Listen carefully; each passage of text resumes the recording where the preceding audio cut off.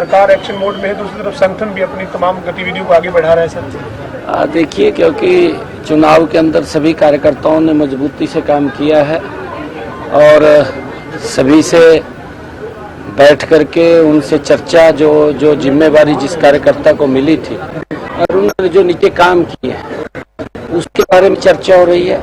कहाँ कार्यकर्ताओं ने जो अच्छे भी काम किए हैं और सभी कार्यकर्ता मजबूती से लगे रहे हैं और भयानक गर्मी में लगे रहे हैं। तीसरी बार बड़े मैंडेट के साथ ये कार्यकर्ताओं के दम के ऊपर ही सरकार आई है। आदरणीय मोदी जी और डबल इंजन सरकार की नीतियां जो मजबूती से नीचे तक पहुंची हैं और उसकी चर्चा हमारे कार्यकर्ताओं ने घर घर जा करके की है, ये उसका परिणाम है। और उसको लेकर के अलग अलग जो जिम्मेवारी जिन कार्यकर्ताओं को जहां जहां दी गई थी उन सब से बैठ करके बातचीत हो रही है। अभी हमारे कोर कमेटी के सभी पदाधिकारी थे, उनसे बातचीत हो रही थी, क्योंकि एक मेंबरशिप का बड़ा अभियान सदस्यता ग्रहण का चल रहा है। उसको लेकर के अलग अलग जिम्मेवारियां भी सौंपने का डिस्ट्रिक्ट वाइज काम किया है, ताकि जो टारगेट मेंबरशिप का लिया है 50 लाख का, उसको जल्दी हरियाणा पूरा करेगा। और उसको लेकर के सारी योजना रणनीति वो बनी है, चर्चा हुई है। और क्योंकि सरकार भी गति से, क्योंकि हमने तीव्र गति से काम करना है और उसको लेकर के भी कई ऐसे विषय होते हैं, उन विषयों को भी हमने डिस्कस किया है। सर, सरकार जो काम कर रही है उनको संगठन के लोग जो वो नीचे लोगों तक सरकार की योजनाएं, सरकार के फैसलों को किस तरह से लेकर जाए, और जल्द सर निकाय चुनाव कई जगह प्रस्तावित है, उसको लेकर संगठन कितना तैयार है सर, पार्टी कितनी तैयार? नहीं, हमारी लगभग तैयारी है। और क्योंकि मेंबरशिप चल रही है, ये सदस्यता अभियान जो ही अपना समापन होता है और इस बीच में देख करके, क्योंकि हमने टारगेट रखा है 50 लाख का, जल्दी ही पूरा कर लिया जाएगा। और इसको तीव्र गति से हम करेंगे, क्योंकि चुनाव कराने हैं, चुनाव जल्दी ही हम वो हों, इसके लिए हम कर रहे हैं। कैप्टन अजय यादव कह रहे थे सर आज चंडीगढ़ में प्रेस कॉन्फ्रेंस करिए कि 26 नवंबर से 26 जनवरी तक राहुल गांधी एक बार फिर से भारत जागरण अभियान, जोड़ो अभियान जो पहले था उनका भारत जोड़ो अभियान, उसको लेकर आगे बढ़ेंगे। जातिगत जनगणना हो, इसको लेकर देश को जागरूक किया जाएगा। और आज जो वो पूरे देश में जाएंगे 2 महीने का, ये उन्होंने अपना कार्यक्रम कांग्रेस ने बनाया है सर। और जातिगत जनगणना की बात कांग्रेस बार बार करती है सर, आप क्या कहेंगे सर? देखिए, क्योंकि मेरा जो मानना है, कांग्रेस 50-55 साल तक सत्ता में रही है और कांग्रेस ने जो अपेक्षाएं देश को कांग्रेस से थी वो पूरी नहीं कर पाई। उन्होंने बेशक अपनी अपेक्षाएं पूरी कर ली हों, कांग्रेस के नेताओं ने, कांग्रेस के लोगों ने, उन्होंने शायद अपनी अपेक्षाएं पूरी कर ली हों, परंतु देश को जो अपेक्षाएं थी उससे देश वंचित रहा है। अभाव था हर चीज का। ये कैप्टन साहब को भी मैं तो आप सब से कहूँगा कि आप सब जागरूक पत्रकार हैं, जब ये लोग इस प्रकार की बात करते हैं तो उनसे जरूर पूछना चाहिए। जब सड़कों का भी अभाव था इनके समय के अंदर, गैस का भी अभाव था, विकास का भी अभाव था, सड़कें भी नहीं बनती थी, मेडिकल कॉलेजों का भी, हेल्थ का भी अभाव था, एजुकेशन का भी अभाव था इनके समय के अंदर। परंतु क्योंकि जब देश ने इनको देख लिया है कांग्रेस पार्टी को और उनको नकार दिया है, जब इनको नकारा है तो इनको फिर इस प्रकार की बातें याद आती हैं कि ध्यान डाइवर्ट करना है, जनगणना करानी है। भाई थारे को किसने रोक लिया था? 55 साल तक रहे हैं और ये भी मंत्री थे उस सरकार में, आवाज उठानी चाहिए थी भाई जी जनगणना कराई जाए। परंतु जब तो ऐसा लग रहा था अभी वोट तो ले लेते थे, पिछड़े का भी शोषण करते थे और एससी का भी शोषण करते थे, आम व्यक्ति का भी शोषण करते थे, तब तो ध्यान नहीं रहता था भी वोट दे रहे हमें। अब जब उन्होंने नकार दिया, अब कई प्रकार की बातें इनके ध्यान में आना। झारखंड और महाराष्ट्र को लेकर क्या कहेंगे? आप भी चुनाव प्रचार में गए थे सर, वहाँ के लिए नतीजों के लिए कितना आश्वस्त है? हरियाणा का असर? नहीं, पूर्ण रूप से बिल्कुल। लोग देखिए, नीचे लोग इस बात को पूरे अवगत हैं कि मोदी जी ने जो काम किए हैं उसको कोई नकार नहीं सकता पूरे देश के अंदर, क्योंकि इतने जबरदस्त काम हुए हैं कि पहली बार ये सरकार गरीब के घर में पहुंची है। नहीं, आज तक तो गरीब तो देखता रहता था सरकार कहाँ है, दिखाई नहीं देती थी सरकार।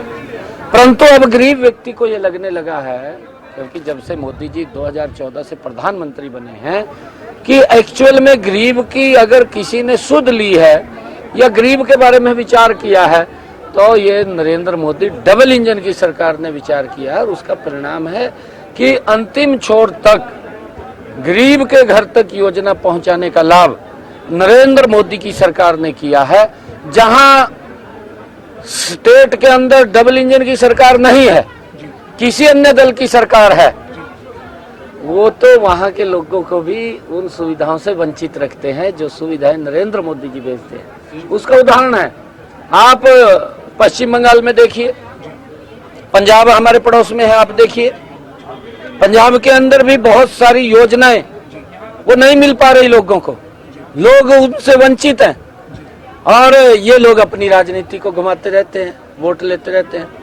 कई योजनाएं तो हिमाचल के अंदर भी, क्योंकि वायदे तो करे हैं कांग्रेस ने, वायदे तो किसी ने रोका नहीं, परंतु पूरे नहीं किए, वायदे करके वोट ले लिया और फिर उनका शोषण करा। अब तो आप आश्वस्त है सर एनडीए और बीजेपी बिल्कुल, झारखंड और महाराष्ट्र में? बिल्कुल, महाराष्ट्र के अंदर भी दूसरी बार बहुत बड़े मैंडेट के साथ आदरणीय नरेंद्र मोदी जी के नेतृत्व के अंदर एनडीए सरकार बन रही है, डबल इंजन की सरकार बन, झारखंड में बन रही है। क्योंकि मैं जीरो ग्राउंड के ऊपर रहा हूँ, लोगों का एक बड़ा जोश, जो उत्साह, आम पब्लिक, क्योंकि मोदी जी की नीतियों से बड़ा प्रभावित है। और वहां पर जो 2.5 सालों के अंदर हमारी सरकार ने काम किए हैं वो ऐतिहासिक काम है, उसकी चर्चा आम व्यक्ति कर रहा है। कि कांग्रेस तो खाली वहां पर इन्होंने नाम तो दे दिया उसका अपना महाविकास अघाड़ी, पर वो महाविनाश अघाड़ी है। ये कांग्रेस ने एक नाम दिया अपना महाविकास अघाड़ी। ये महाविकास अघाड़ी नहीं, ये महाविनाश अघाड़ी है। और इस प्रकार के लोग उसमें चिपटे हुए हैं जिनके ऊपर भ्रष्टाचार को लेकर के सब पर दर्ज है, फिर कहाँ विकास की बात करेंगे। बहुत शुक्रिया सर, कुछ विकास में भी छोड़ दें सर हमारे पास। सैनी को आप सुन रहे थे, उन्होंने जानकारी दी है और साथ ही साथ उन्होंने ये भी बताया है कि चुनाव में कार्यकर्ताओं ने पूरी मेहनत की। इसी के साथ ही ये भी बताया कि इस मीटिंग में किन किन मुद्दों पर चर्चा हुई है। तो साथ ही साथ सदस्यता अभियान को लेकर भी उन्होंने कहा कि 50 लाख सदस्य बनाने का जो लक्ष्य है वो यहां पर रखा गया है, 10 लाख का जो लक्ष्य है वो पूरा हो चुका है। और इसी के साथ ही वो महाराष्ट्र चुनाव पर भी बोलते हुए नजर आए। उन्होंने कहा कि दूसरी बार एनडीए की सरकार बनेगी, तो आगामी चुनावों को लेकर भी चर्चा की गई है। इन तमाम बातों का जिक्र जो है वो मुख्यमंत्री नाथ सिंह सैनी ने किया और इसी के साथ ही कांग्रेस पर भी निशाना साधते हुए सीएम नाथ सिंह सैनी नजर आए हैं। तो देखिए, जीत की हैट्रिक के बाद पहली बार बीजेपी का ये महामंथन और बीजेपी कोर ग्रुप की जो बैठक चल रही थी वो खत्म हो चुकी है। और उसके बाद सीएम नाथ सिंह सैनी को आप सुन रहे थे, उन्होंने भी जिस तरह से बताया कि संगठन मजबूती पर चर्चा की गई है, हार जीत के फैक्टर पर भी चर्चा की गई है और इसी के साथ ही आगे पार्टी का क्या कुछ फ्यूचर प्लान है इस पर भी चर्चा की गई है। क्योंकि पार्टी कार्यालय में करीब 2 घंटे तक ये मीटिंग चली है और इस मीटिंग में सीएम नाथ सिंह सैनी, प्रभारी सतीश पूनिया इस मीटिंग में मौजूद रहे, तमाम सांसद भी इस मीटिंग में मौजूद रहे। तो मुख्यमंत्री नाथ सिंह सैनी ने यह भी कहा कि जहां डबल इंजन की सरकार नहीं है वहां गरीब वंचित हैं। चुनाव में सभी कार्यकर्ताओं ने मेहनत भी की है और प्रदेश में तीसरी बार बीजेपी की सरकार भी बनी है। तो देखिए, बैक टू बैक बैठकों का दौर भी लगातार चल रहा है और जो कोर ग्रुप की बैठक हुई है उस बैठक में संगठन मजबूती पर विशेष तौर पर चर्चा की गई कि किस तरह से संगठन को मजबूत किया जा सके और इसी के साथ ही हार जीत के जो फैक्टर है उस पर भी चर्चा की गई। इसी के साथ ही मुख्यमंत्री नाथ सिंह सैनी कांग्रेस पर भी निशाना साधते हुए नजर आए। उन्होंने कहा कि हमने जो है सरकार ने घर घर नीतियां पहुंचाई हैं, लेकिन कांग्रेस जो है लगातार लोगों तक कुछ भी नहीं पहुंचा पाई। और इसी के साथ ही उन्होंने ये भी बताया कि सदस्यता अभियान को लेकर जो लक्ष्य है भारतीय जनता पार्टी का उसे भी पूरा किया जाएगा। तो कार्यकर्ताओं की तारीफ करते हुए भी नजर आए सीएम नाथ सिंह सैनी और ये भी बताया कि चुनाव में जितने भी कार्यकर्ता हैं उन्होंने पूरी तरह से मेहनत की और आज कार्यकर्ताओं की वजह से ही तीसरी बार बीजेपी जो है यानी कि पार्टी जो है वो जीत हासिल कर पाई है हरियाणा में।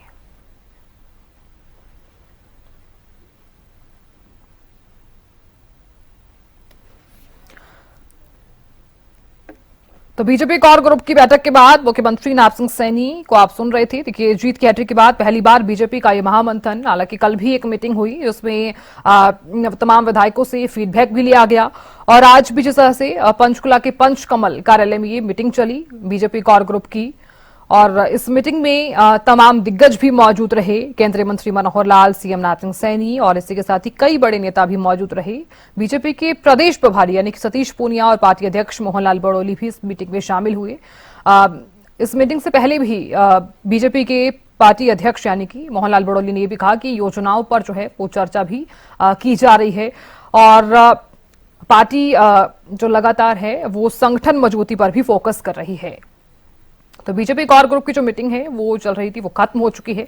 उस मीटिंग के बाद अब ये भी जानकारी दी गई है, मुख्यमंत्री नायब सिंह सैनी ने ये जानकारी दी कि तमाम योजनाओं पर चर्चा की गई है और इसी के साथ ही संगठन मजबूती पर भी चर्चा की गई है और आगामी चुनावों को लेकर भी उन्होंने कहा कि तैयारी जो है वो चल रही है।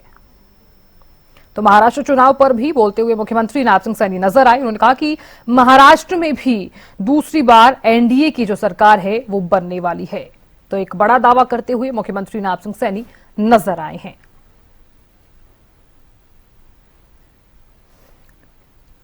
तो हरियाणा में एक बड़ी जीत की हैट्रिक के बाद पहली बार ये मीटिंग जो चल रही थी और इस मीटिंग में राज्यसभा सांसद किरण चौधरी, राज्यसभा सांसद सुभाष बराला और इसी के साथ ही लोकसभा सांसद समेत तमाम जितने भी दिग्गज हैं वो इस मीटिंग में चर्चा करने के लिए पहुंचे हुए थे और तमाम ऐसे अहम मुद्दे जिन पर चर्चा भी हुई है, संगठन को किस तरह से मजबूत किया जा सके और हार जीत के फैक्टर पर भी चर्चा हुई है और पार्टी का आगे का फ्यूचर प्लान क्या है इस पर भी चर्चा हुई है।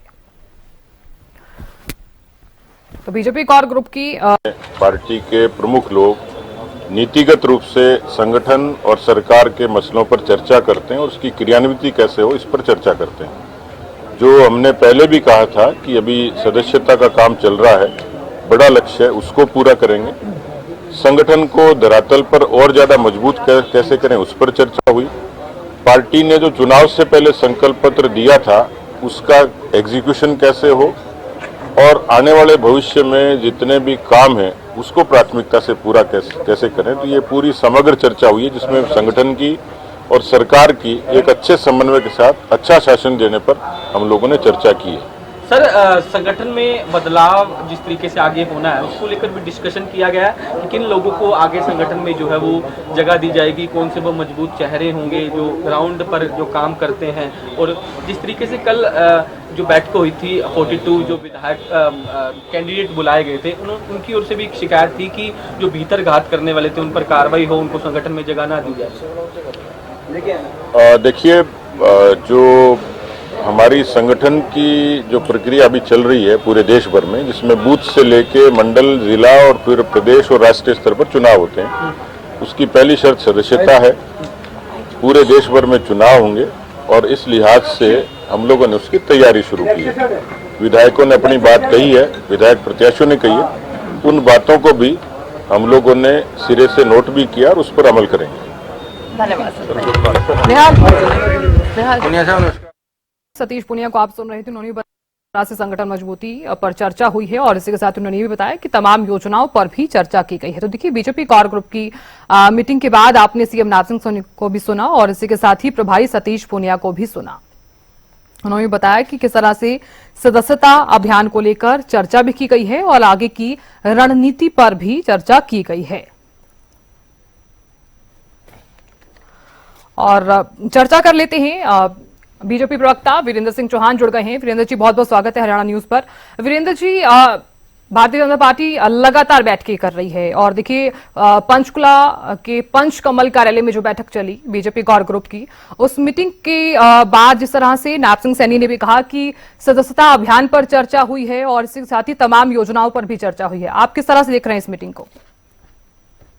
देखिए, पार्टी संगठन पर आधारित, कार्यकर्ताओं पर आधारित, विचारधारा पर आधारित पार्टी है और इन दिनों भारतीय जनता पार्टी का बहुत महत्वपूर्ण एक कार्य चल रहा है, अभियान चल रहा है, सदस्यता का अभियान, सदस्यता का महापर्व चल रहा है। तो स्वाभाविक रूप से जब प्रदेश का कोर ग्रुप यानी हरियाणा में भारतीय जनता पार्टी के संगठन के शिखर लोग इकट्ठे होते हैं, बैठते हैं, तो जो इस समय संगठन का काम सबसे महत्वपूर्ण चल रहा है उस पर विस्तार से चर्चा होता है, उसमें चर्चा होना आवश्यक है। तो अब तक जो समीक्षा करने की बात थी सदस्यता अभियान की, वो स्वाभाविक रूप से अब तक के अपडेट्स उसमें लिए गए होंगे और उसके बाद, क्योंकि अभी सदस्यता अभियान मध्य में है, ऑलमोस्ट मिडल में है, तो आगे की जो गतिविधियां हैं सदस्यता अभियान की, प्रदेश अध्यक्ष जी का पूरे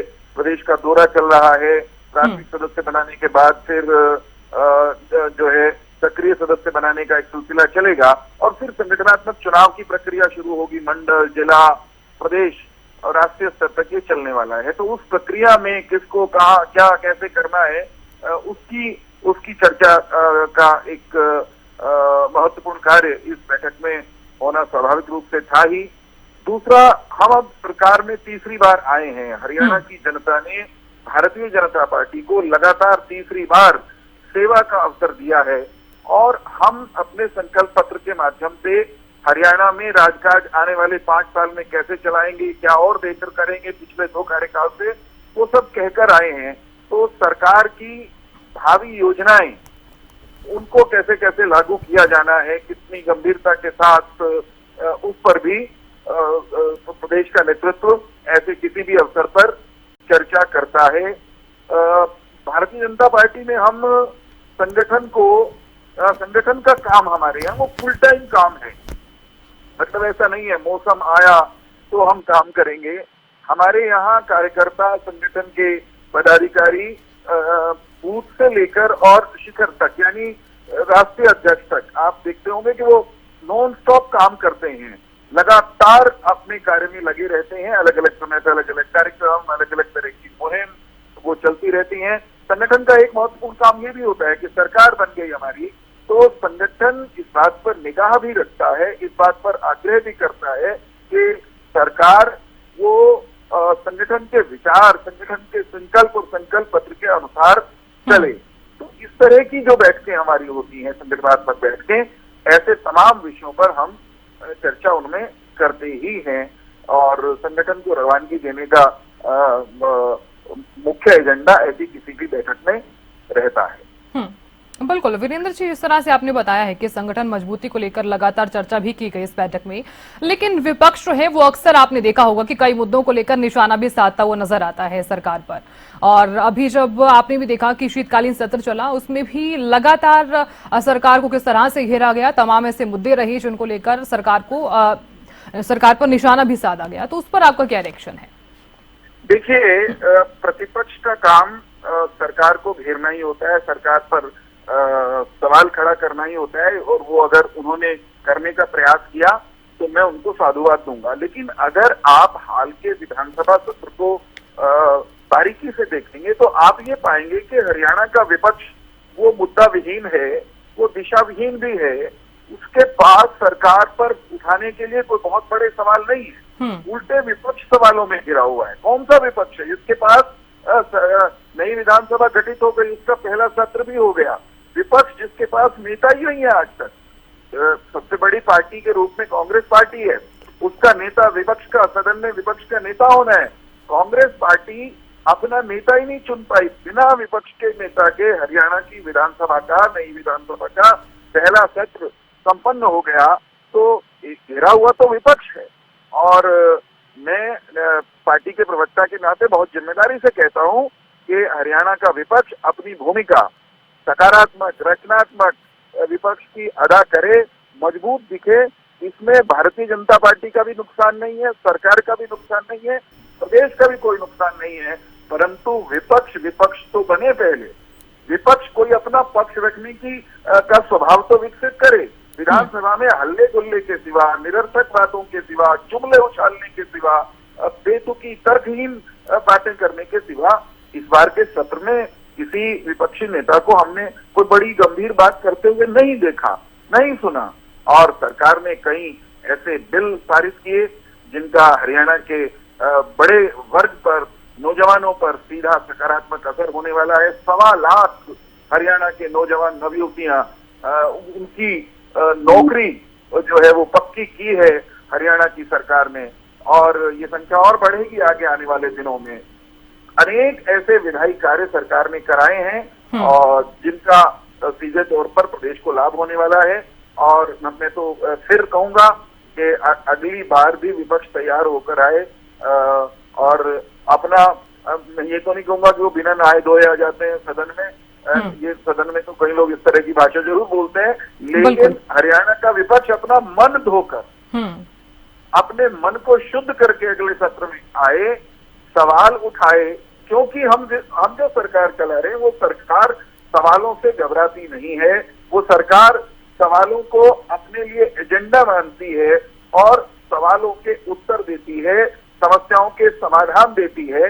हमारे मुख्यमंत्री जब सदन में खड़े होते हैं तो मुस्कुराकर विपक्ष द्वारा चलाए गए हर वाण, हर सवाल का जोरदार जबरदस्त जवाब देते हैं। और हरियाणा की जनता श्री नायब सिंह सैनी को बहुत गंभीरता से सुनती है, देखती है, जबकि विपक्ष के नेता वो बेनकाब होते हैं अक्सर। बिल्कुल वीरेंद्र जी, जैसे ही कांग्रेस के प्रवक्ता जुड़ेंगे मैं उनसे भी ये सवाल करना चाहूंगी।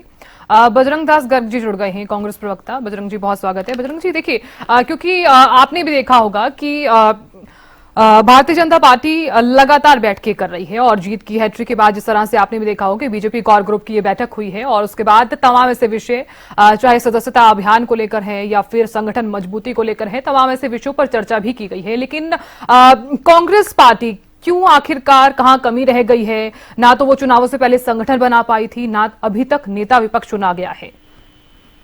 देखिए मैडम जी, मीटिंग करना, मंथन करना या कोई कोर कमेटी की मीटिंग करना वो भारतीय जनता पार्टी का इंटरनली मामला है। वो उनका राइट है, कुछ भी करे। जहां तक कांग्रेस पार्टी की बात है, कांग्रेस पार्टी पूरी तरह से मजबूत है, मजबूती से विपक्ष की भूमिका निभा रही है। कांग्रेस पार्टी जनता से नहीं आ रही, ये आपको भी पता है और सारे देश की जनता को भी पता है। कांग्रेस पार्टी हारी है, ये जो ईवीएम, जो भारतीय जनता पार्टी की ईवीएम से आ रही है। और मैं सुन रहा था मेरे साथी जो, ठीक है, मान लिया आपने बोला, आपने कहा कि ये इंटरनली मामला है, अंदरूनी मामला है, ये ठीक है, ये बैठकों पे बैठ के की जा रही है, लेकिन नेता विपक्ष अभी तक नहीं चुना गया है। परिणाम कब आए थे आप भी जानते हैं, अब ये अंदरूनी मामला नहीं रह गया ना।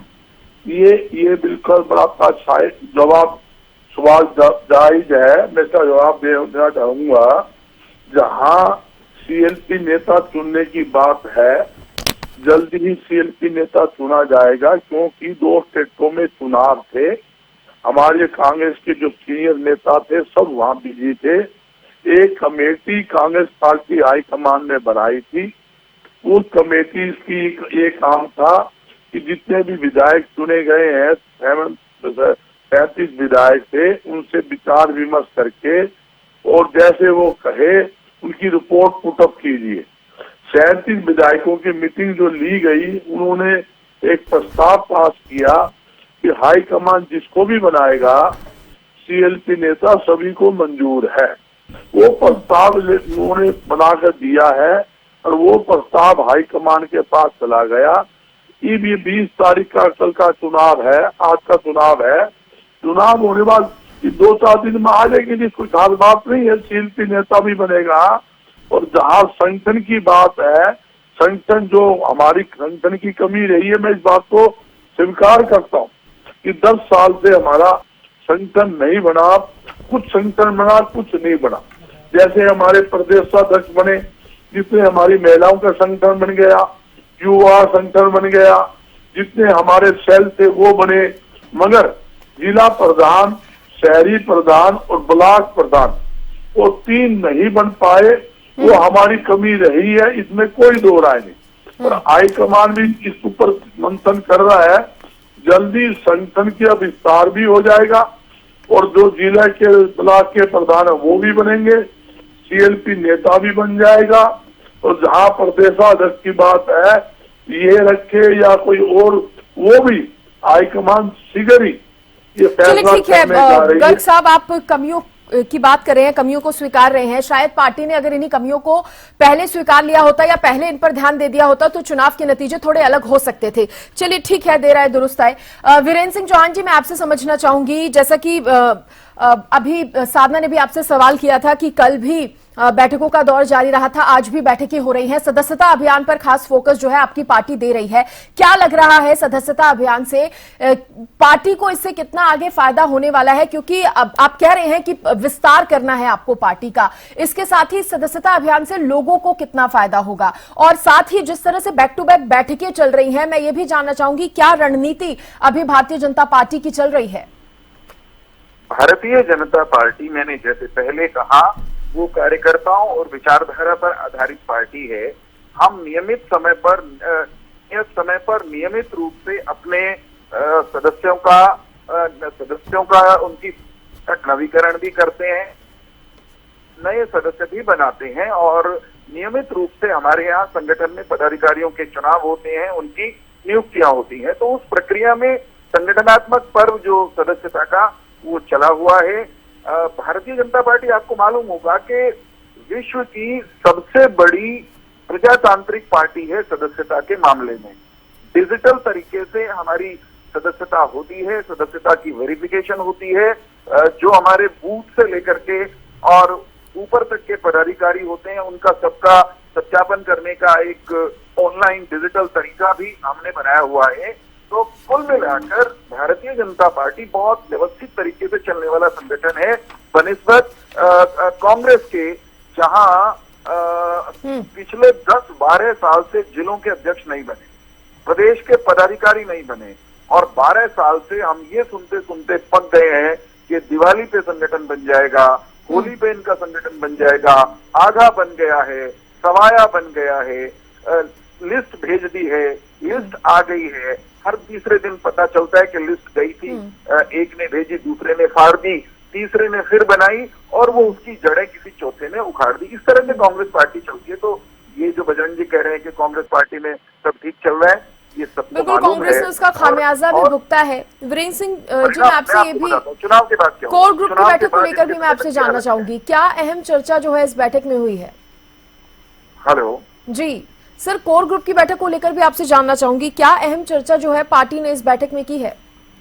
मैंने बताया कि संगठन पर्व, सदस्यता के महापर्व पर उसके अब तक के काम की समीक्षा हुई, शेष बचे काम की उसके कार्यक्रम और योजनाओं पर विमर्श हुआ और नई सरकार, तीसरे कार्यकाल की सरकार पिछले 2 कार्यकाल की सरकार से और किस तरह से बेहतर हो सकती है, क्योंकि हमेशा सुधार की गुंजाइश हो सकती है, इस पर विमर्श हुआ।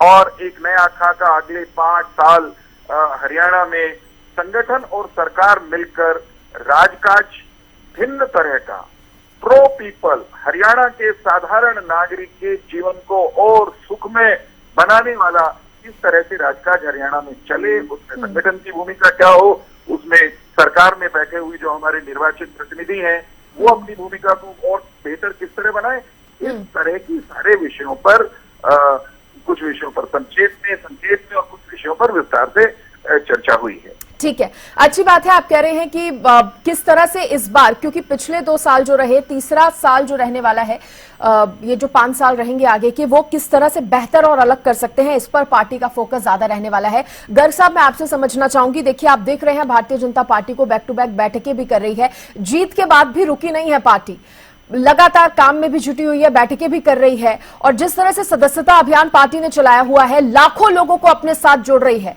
हरियाणा के लाखों लोगों को। यानी कि जिस तरह से पार्टी के लिए, भारतीय जनता पार्टी के लिए कहा जाता है कि वो जीत जाती है, अगर जीतने के बाद सरकार बना लेती है तो उसके बाद आगे जो अगले 5 साल बाद जो चुनाव आते हैं उसकी तैयारियों में भी जुट जाती है। आपको क्या लगता है कि कांग्रेस को सीखने की थोड़ा जरूरत है, जिस तेजी से कदम भारतीय जनता पार्टी आगे बढ़ा रही है? इतिहास बहुत लंबा चौड़ा इतिहास। कांग्रेस पार्टी को भारतीय जनता पार्टी से सीखने की जरूरत नहीं है। जहां तक मीटिंग का सवाल है, मीटिंग तो कांग्रेस पार्टी की लगातार हो ही रही है, सब मीटिंग नहीं हो रही। दिल्ली चंडीगढ़ में भी हो रही है, दिल्ली में भी हो रही है, फील्ड में भी हो रही है, कल भी मैंने कार्यक्रम हिसार के अंदर 3 प्रोग्राम किए हुए थे। इंदिरा गांधी जी की जयंती थी, वहाँ प्रोग्राम भी रखा, फिर मैंने सम्मेलन भी किया, मीटिंग भी की। ऐसी बात नहीं कि कार्यक्रम नहीं हो रहे, कार्यक्रम हो रहे हैं। और ऐसी बात ये जो लोग कर रहे हैं भारतीय जनता पार्टी, मैं ये पूछना चाहता हूँ, चुनाव से पहले भारतीय जनता पार्टी के जो 50-60% लोग, इनके नेता पार्टी छोड़कर कांग्रेस पार्टी ज्वाइन कर गए थे। उस टाइम भारतीय जनता पार्टी कहाँ चली गई थी? कितने सीनियर नेता, इनके हजारों जो कार्यकर्ता है, सारे कांग्रेस पार्टी ज्वाइन कर गए थे और भगदड़ मची हुई थी। आज ये कहते भारतीय जनता पार्टी के लाखों बन गए, फलाने बन गए। सबको पता है कि कैसे क्या फर्जीवाड़ा है, कोई कुछ नहीं है। सारा ग्राउंड स्तर पे आपको भी पता, हमें भी पता है। फिर उसी ट्रेन पे आ गए जो 25 कहते हैं बार-बार कि कि कांग्रेस पार्टी के अंदर छेड़ेंगे फर्जीवाड़ा, ईवीएम को दोष। मुझे पूरी बात करने दीजिए, मुझे आपने उनको ही समय दिया है पूरा, मुझे भी तो थोड़ा पूरा बोलने का मौका दीजिए, बात रखने का मौका दीजिए। बीच में आप टोक लेते हो, फिर बात अधूरी रह जाती है।